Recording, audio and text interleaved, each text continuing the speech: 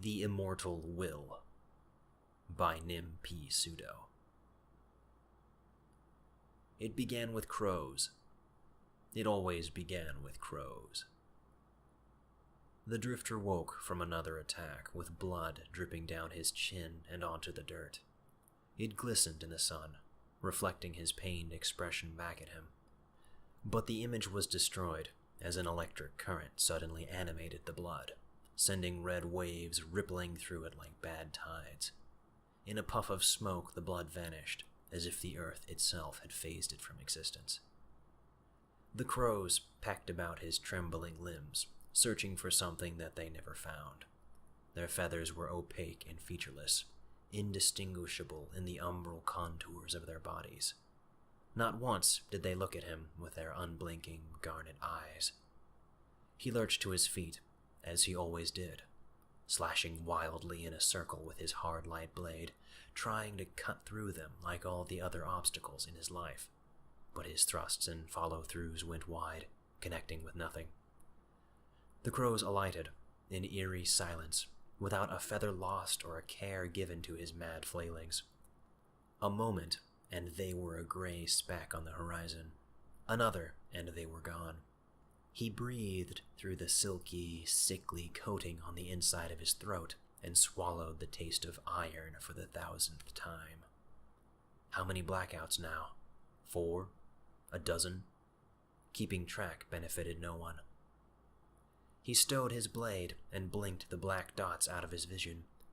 The last few days of his life seeped back into his head, and he glanced down at the pyramidal module clenched mechanically in his fist. This had been the cause of the attack. Like the others. He'd completed this region's module, and that thing had appeared before him, as it always did. Its black, tendrilled mass still loomed in the darkness behind his eyelids. In the center of its horned head, serving as a crown, was that dark diamond, that immortal cell. But he felt nothing from it. No hate, no malice, no murderous intent. There was just a vacancy, as if the thing were a scary mask hanging from a wall in a shop. The sun retreated behind a rare bank of clouds, and the glare obscuring the landscape diminished. The barren hills stretched out before him, partitioned by brown, craggy bluffs. An endless wind moaned through the canyons and ditches, setting his coat to fluttering and tossing sand in his eyes. The southern land was an inhospitable place, but he'd seen worse. The west was a crystal wasteland. The north was a frozen haunt of zealotry. The east was an ocean of corpses and cannibalism. Compared to that, this place was tame and mild. But he had to admit that there wasn't much left to be lost here. The field in which he stood went on for over a mile, containing nothing but tan dirt, scorpions, and the rusted hulks of machinery. It was strange to think that the lizard folk had once built a techno-utopia on this very spot. Ages ago. His support drone stirred, drawing him from his ruminations. It established a hovering vigil 6 inches over his shoulder and released a sharp, buzzing noise to suggest that he seek medical aid. This was the sound that it always made when he regained consciousness after an attack. But what aid was there to seek? The world was nothing but a stone age now, scavenging off the rot of what had once been. Would he find some old cave-dwelling medicine man capable of solving his problems with roots and moss? No. Nothing could help him now. But it did not concern him. He had a more important task. Another, more insistent noise came from the drone, and he mollified it by injecting himself with a medical syringe. A swell of relief banished the ache in his chest, but he knew all too well that the feeling was momentary. As always, he was on the clock. The module in his satchel clattered against its 3 siblings as he set out into the wastes, northbound, for perhaps the last time.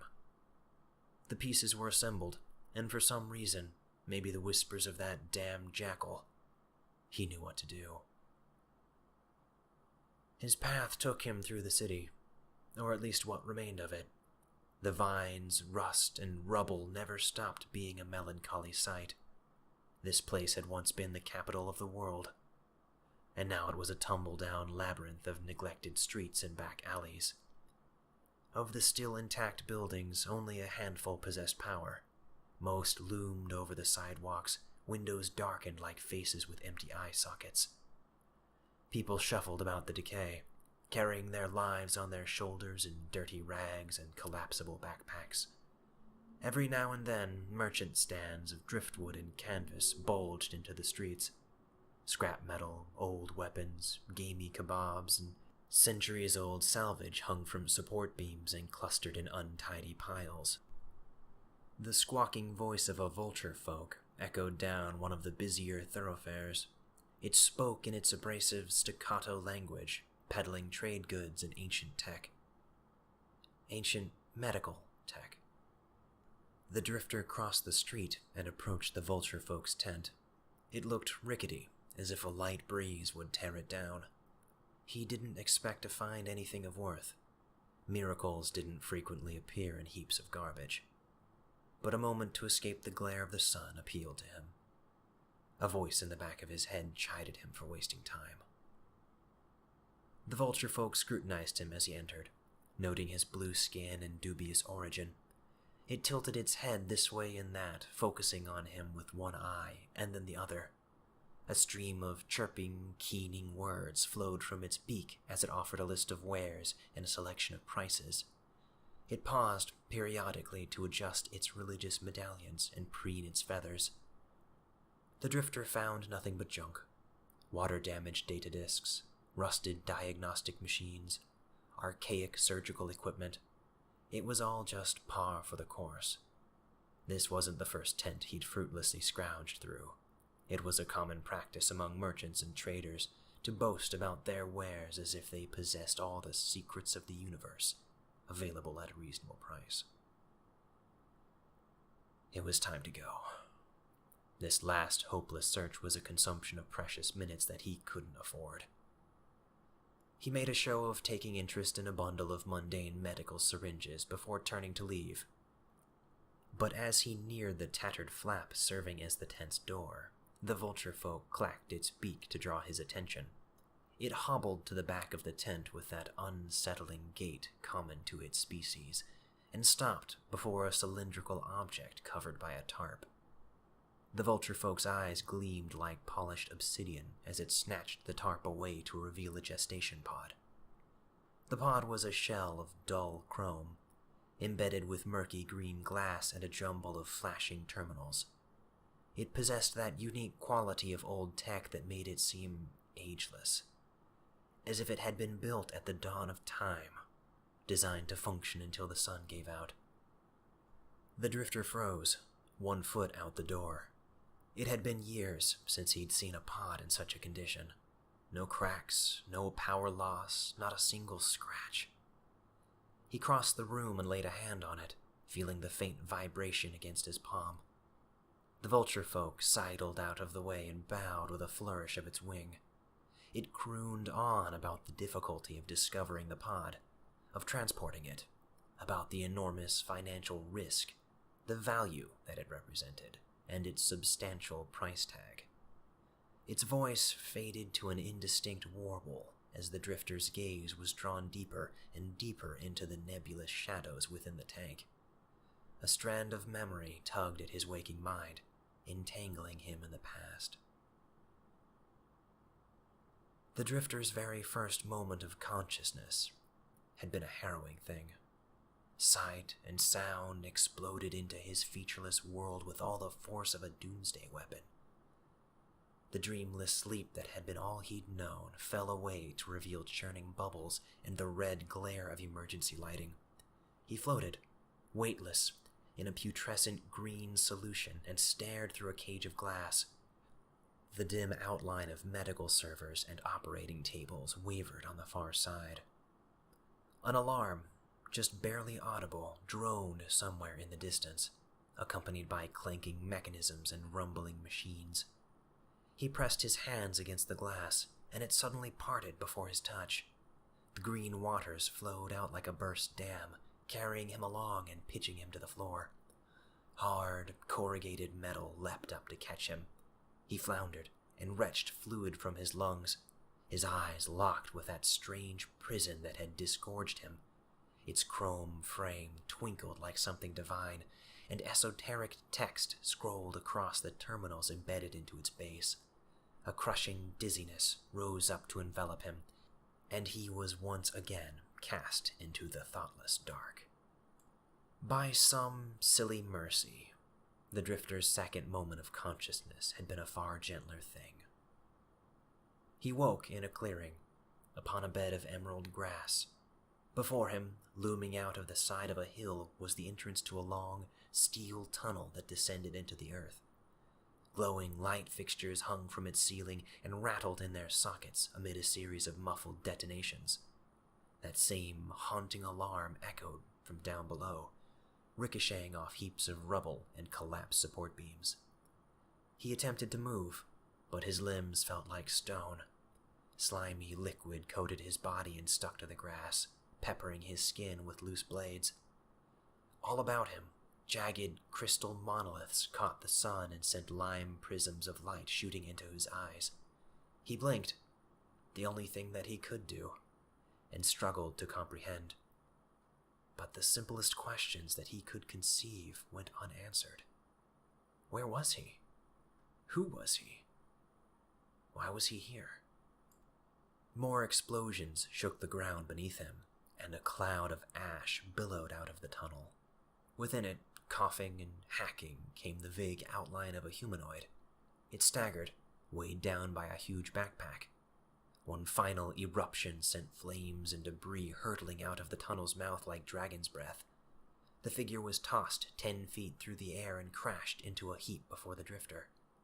The hillside released a terrible groan.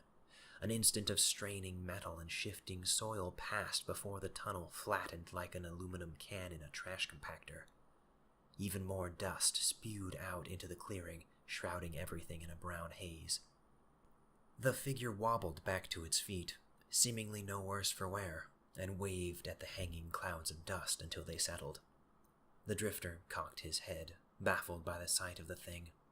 He would later come to know it as a member of the raccoon folk, but at the time its mask-like fur, rounded ears, and small, sharp teeth startled him more than he would ever admit. It spoke to him, in a chittering, shrilling sort of way, its voice occasionally rising so high that it became painful. The drifter frowned, even more confused than before, not because he failed to comprehend the raccoon folk's language, but the complete opposite. It came to him as easily as breathing. Despite not even knowing his own name, he could understand the strange creature's words with perfect clarity. The raccoon folk paused to dust itself off, wiping at the filth coating its clothes. A smear of green slime defaced one of its thin metal pauldrons and trickled down onto its leather vest.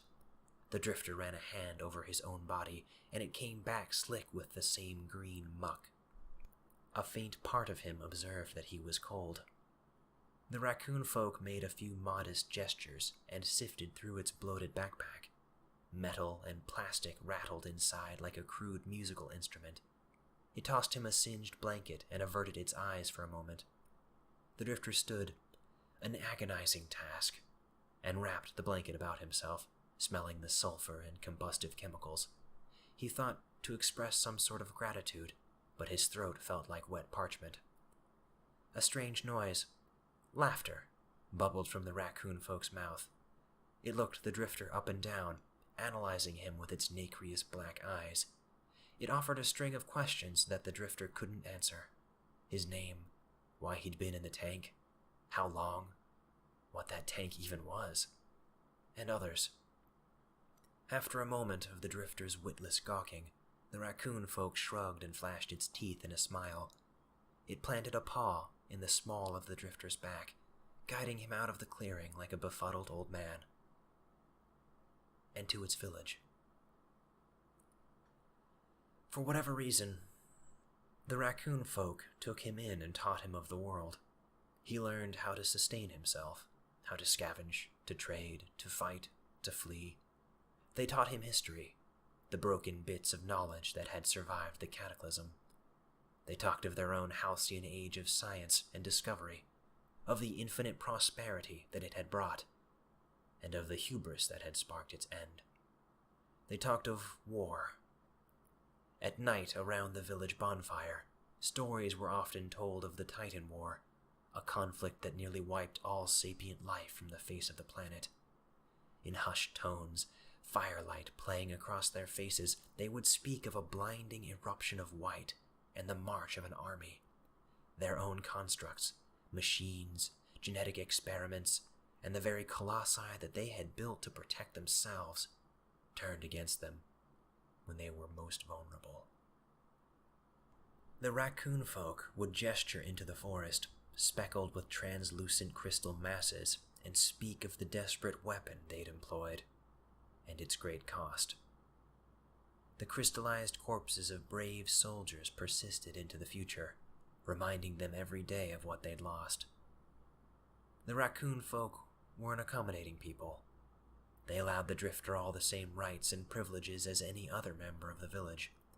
His opinion was valued, his efforts were praised, and all the young cubs sought to emulate his stoic demeanor. When scavenging expeditions were formed, he was always the most highly requested for his quick hands and able body. They took to calling him the magician, for the many times that he'd been trapped in a cave-in or an ancient security system, only to reappear in the village a few hours later, battered, but intact. They did not pry much into his past, for he had no explanation to offer. The elders often grumbled that he was an ill omen, perhaps some forgotten remnant of the Titan War, but the rest of the village rarely heeded their conjecture. His time with them was a pleasant haze of subsistence and community, arduous in places, but gratifying. It felt good to belong, even if his past was an impenetrable veil. Though the village was typically an uneventful place, trade caravans would hobble through from time to time. Wealth and valuable goods were never in abundant supply among the raccoon folk, but that did not stop them from hosting every caravan that passed by. It was during these visits, when the village bustled with activity and foreign voices, that the drifter realized his natural comprehension of language did not stop with raccoon speak. Every word and every strange tongue fell on the drifter's ears as if he'd known it his entire life.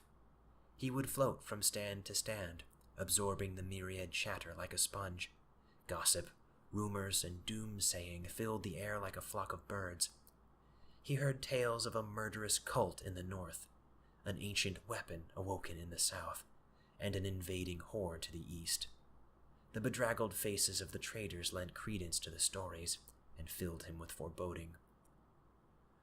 One day, when a group of lizard folk trundled into town with a scrapyard hanging from their backs, the drifter noticed a strange animal trailing in their wake, a hound, with midnight black fur and glowing fuchsia eyes. Lesser beasts were an uncommon sight in the land, most having been forced into extinction during the Titan War, but they were still common enough to serve as pets among the caravans. The raccoon pups always flocked among these furry companions, showering them with affection and scraps of food. But this time around, the hound went completely unnoticed. No one so much as glanced at it. As the lizard folk assembled their makeshift tents and placed their supplies before them, the hound padded into the village square and sat like some emperor presiding over his court. The drifter caught it looking at him more than once. He inquired among the lizard folk about its owner and origin, but his questions only elicited puzzled looks. The lizard folk followed the drifter's gesturing finger, peering at the hound but seeing nothing. They dismissed his words with hisses and flicks of their forked tongues. The drifter thought to approach it, but some superstition interposed itself between them. That night, as the village grew dark and still, the drifter dreamed, for the first time in his life. The usual blackness of his unconscious mind was swept aside, revealing the hound, the jackal as he would come to know it. In that dream, a starry sky stretched overhead. The crushing weight of insignificance bore down on the drifter, making a trial of every breath. His bed had vanished, his home, his village. He lay sprawled on a dew-dampened hill overlooking the forest and the capital ruins to the east. The jackal paced beside him, restlessness flicking its tail to and fro. A light that the drifter had never seen before hung over the ruins like angelic wings. It resonated in purples and reds and pinks, ominous, bloody. The jackal glowered up at it, hackles raised. A sea of sentiment, but no words, surged over the drifter's mind. There had been betrayal, the profoundest betrayal, born of audacity and avarice. What had once been a sacred compact was now a war. Rain began to fall. Out of the scintillating night descended fat, black drops, somehow oily and viscous. They coated the drifter's clothes, filling the air with a rotting stink. But they did not slide away as normal drops would, down the hill to join with the gurgling brooks or into the earth and its parched roots. They merely collected on the grass like a shapeless mass of petroleum jelly, quivering and distorting as yet more of it fell from on high. The jackal barked, a noise too deep and resounding to match such a small body. There was command in the sound, but it went unheeded. The rain continued, and the mass grew. It bulged cancerously from the hillside, pulsating with some internal energy, like an egg accelerated in time. With a sudden twist, the mass expanded upwards, elevating itself on grotesque tendons and faux bones to tower over them. It looked like the decomposing remains of some antediluvian monster, covered in tar and viscera.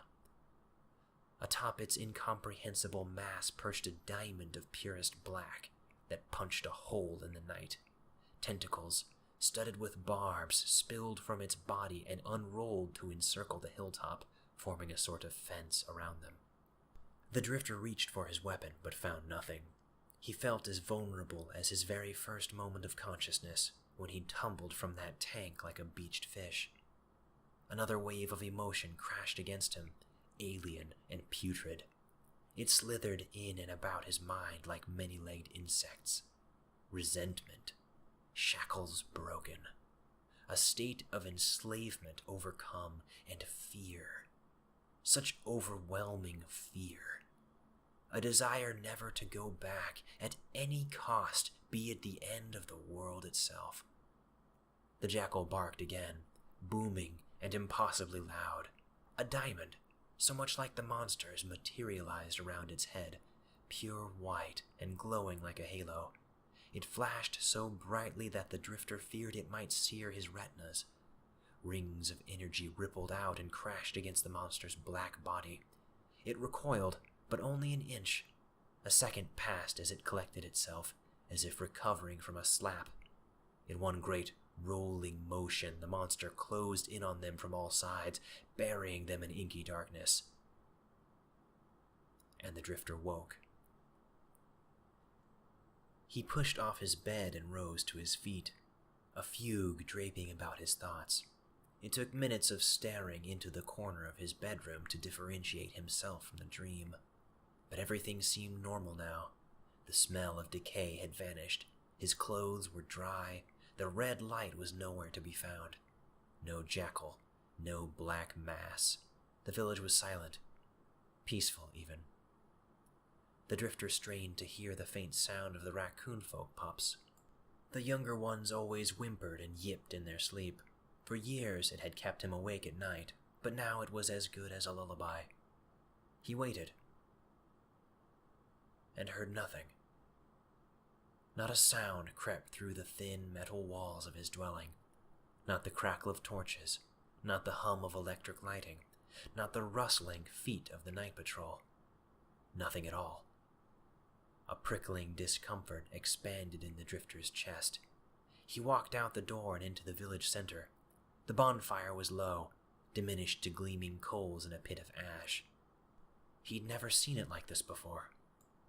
It was a custom of the raccoon folk to keep the bonfire perpetually burning, not because they required the light or the heat, but because the flame represented community, something that required constant attention and investment.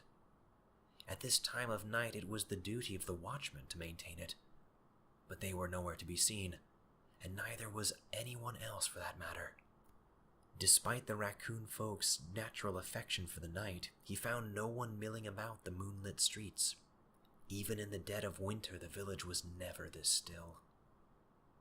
On the far side of the village, the silhouettes of the lizard folk's tents rose up against the horizon like a row of sharp teeth. The drifter tread quietly over.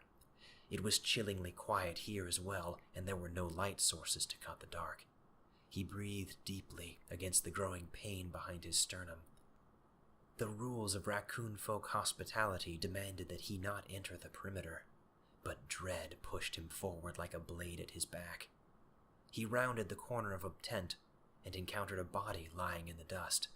In a flash, he dropped to his knees and lifted the cold form up in the moon's half-light. It was one of the scrap tenders, its reptilian eye staring into nothing with unblinking shock. Something sticky and dark oozed from its mouth and onto its clothes.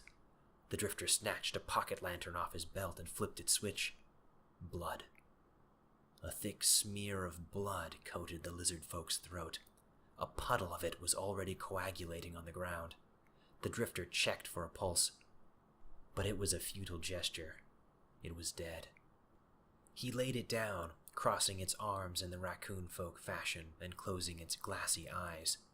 He called for the other lizard folk in his jarring approximation of their hissing language, but as the light of his lantern spilled over the tents, he realized they were all dead. Agony exploded inside his chest like a shrapnel grenade. He pressed a hand hard against his sternum and lurched over to the other tents. Every flap he tore aside revealed another corpse, all in a similar state.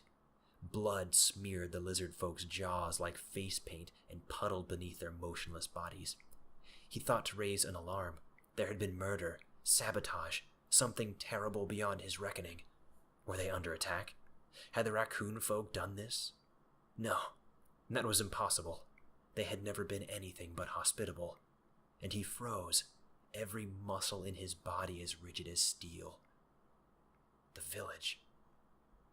Despite the torment thrashing about his chest, the drifter sprinted back to the village and slammed open the first door that he came across. A noise ripped from his throat, somewhere between a sob and a scream. The raccoon folk were dead. They lay about their home in lingering depictions of their last moments. Some clutched at their throats, some were splayed out a few feet from the door, some cradled their unmoving young beneath them. The drifter darted from one hut to another, roaring as loud as he could through the pain. The elders, the scavengers, the guardsmen, the pups, one and all had been struck dead. The drifter stumbled into the village square, both hands tearing at the shirt over his chest. How had this happened? There were no wounds, no signs of poison or treachery. They were all just dead. Everyone he'd ever known in a blink. His family. A dull, pink light played across the roofs of the houses. It reflected in the bits of metal and glass, drawing the drifter's gaze up into the uncaring sky. In the distance, toward the city ruins, a vast arch of luminosity hung from horizon to horizon, ominous, bloody. The drifter's dream returned to him in all its piercing detail. He closed his eyes and beheld the shape of that black monstrosity. It watched him from afar with that horrible diamond eye, willing him to die like the rest. He vomited, a viscous deluge of blood and bile that spilled into the dirt at his feet. All strength left his body, and he crumpled to his hands and knees. He thought the end had come for him, just like the raccoon folk. And despite the terror, despite the pain, he felt something like solace from the fact. Perhaps he would see them again. But death refused to come. The jackal saw to that. A purpose yet remained for him.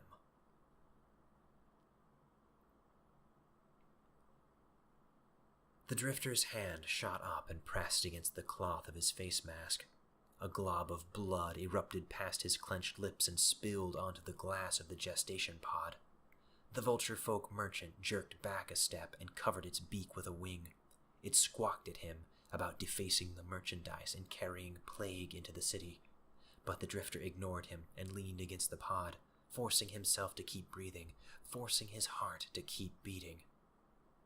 The merchant retreated to the far side of the tent and rummaged through a bin of hazmat suits for a filtration mask, all the while demanding reparations for the damages. A high note of panic made the vulture folk's voice vibrate in the drifter's teeth. Words would not come to him, but the drifter reached into his hip satchel and tossed a fistful of gear bits onto the tent floor. They jangled and glittered against one another, drawing the vulture folk's eye in an instant. The drifter turned and left, one hand pressed against his heart. It glugged and sloshed like a half-empty water skin. He suppressed the urge to vomit another gallon of his life onto the makeshift tables. The sun sent him into a staggering vertigo as soon as he exited the tent. The clack of the 4 modules in his bag sounded like clashing boulders to his ears. He braced himself against buildings and piles of rubble as he went. Not much longer. There was no more time for silly hopes. The center of town possessed a unique diagram that had always puzzled the drifter. It was a diamond-shaped rune inscribed in cobalt metal. A perpetual faint humming emitted from it, warding off the more superstitious inhabitants of the city. During his wandering, the drifter had encountered it many times, and paused to trace its etchings with the tip of a finger. But now the truth seemed obvious, humorous almost. He suspected his sudden insight to be the work of the jackal, but it did not matter either way.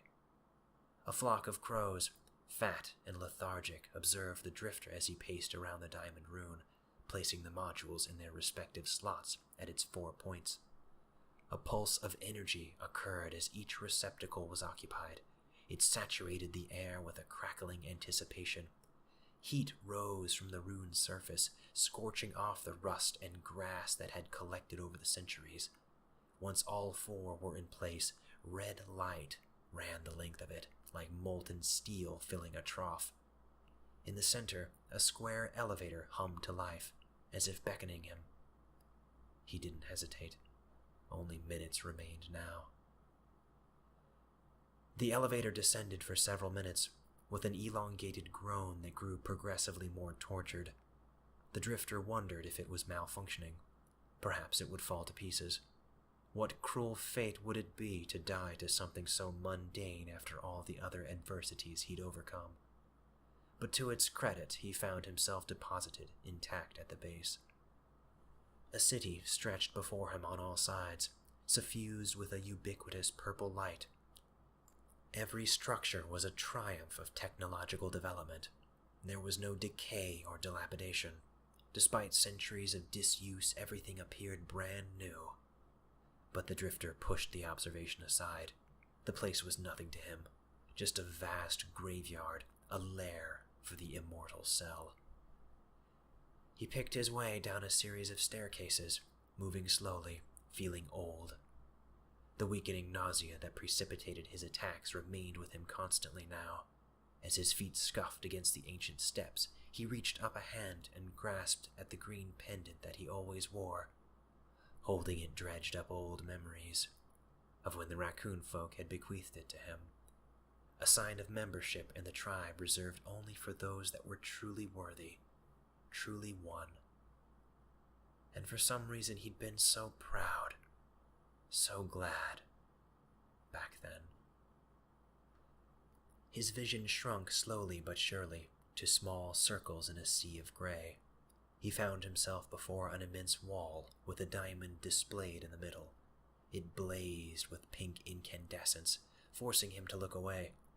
His support drone beeped with an inexplicable solemnity as it hacked the controls on the wall and forced it to open, as if offering a farewell. The wall parted down the middle, separating into 2 slabs of metal that rasped against each other like tarnished swords. Beyond it, the view widened to reveal the diamond, the cell in its entirety. and the black mass coating it like fungus. Space and light warped before the drifter. The monster that had plagued his dreams manifested in the air. Its hulking diamond shape floated before him, and yet appearing almost insubstantial. Feelings and sentiments pressed against the drifter's mind, just as repulsive as they'd been the very first time. A word came to him. Judgment. It seemed a fitting name for such a thing. And it spoke to him, threatening him, with death, with something even more terrible. It revealed to him its mastery over mortality, its dominion over the cells of every existing being. With the slightest whim it could snuff a creature out, snuff all creatures out. What was his meager power against its? But the drifter was unmoved. Death had no menace for him anymore. It paused, collected itself, and began to reason, telling him that he had no purpose in being there. None of it was his concern. He could leave. He could live, so long as he did not return. But again, the drifter was unmoved. Life no longer had merit for him, but purpose was the one thing he still possessed, an unbreakable purpose, an immortal will. And again, it stopped, shrunk, and to his surprise, it begged. It supplicated before him, asking that he depart, fade into the distant horizon and leave for all eternity. It did not wish to cease to be. It knew there was no afterlife for one such as it, no rest, no serenity, but the drifter was unmoved. Reckoning came to all things, even gods. He ignited his hard light blade and leveled it at the monster, one last time.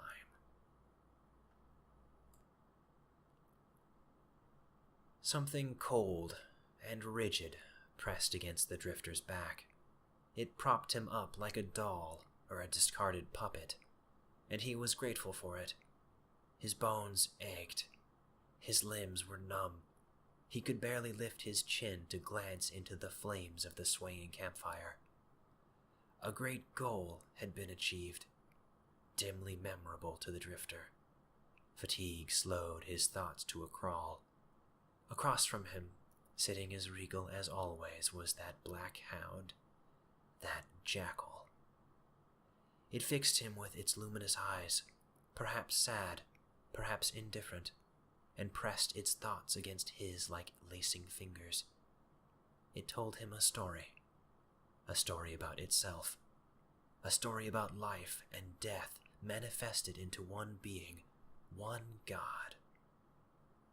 It told him about a cycle, sacrosanct and unbroken, that all beings once obeyed, to be born, to flourish, to wither, and to die. In one vast, winding wheel, all life was harmonious with the will of the God, and through this harmony prosperity swept the world, perhaps too much, and the God regretted.